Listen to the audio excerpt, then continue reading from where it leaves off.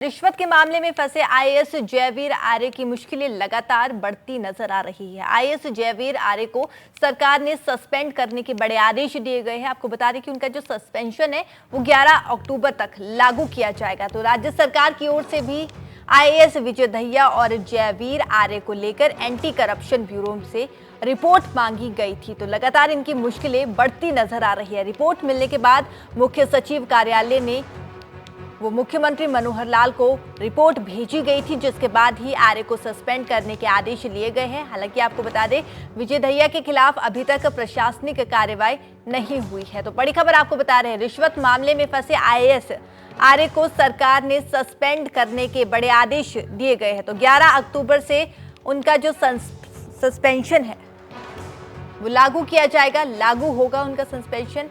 और सरकार ने आईएएस विजय दहिया और जयवीर आर्य को लेकर एसीबी से रिपोर्ट भी इससे पहले वो मांग चुके हैं। रिपोर्ट मांगने के बाद फीडबैक लेने के बाद ही ये बड़ा फैसला लिया गया है, उनको सस्पेंड करने का फैसला लिया गया है। 3 लाख की रिश्वत के आरोप में आपको बता दें कि आर्य की गिरफ्तारी बीते दिन हुई थी और लगातार अब उनकी मुश्किलें बढ़ती नजर आ रही है। तो वहीं हरियाणा वेयर हाउसिंग कॉरपोरेशन के पद पर आईएएस आर्य तैनात थे।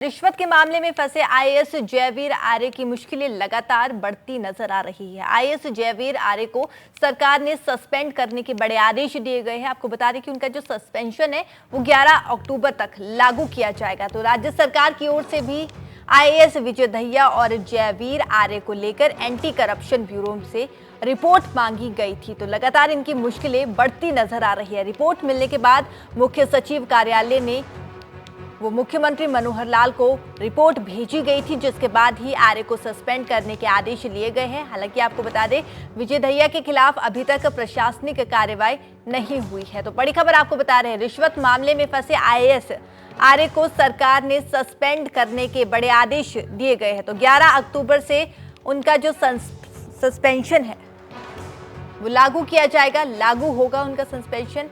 और सरकार ने आईएएस विजय दहिया और जयवीर आर्य को लेकर एसीबी से रिपोर्ट भी इससे पहले वो मांग चुके हैं। रिपोर्ट मांगने के बाद फीडबैक लेने के बाद ही ये बड़ा फैसला लिया गया है, उनको सस्पेंड करने का फैसला लिया गया है। 3 लाख की रिश्वत के आरोप में आपको बता दें कि आर्य की गिरफ्तारी बीते दिन हुई थी और लगातार अब उनकी मुश्किलें बढ़ती नजर आ रही है। तो वहीं हरियाणा वेयर हाउसिंग कॉरपोरेशन के पद पर आईएएस आर्य तैनात थे।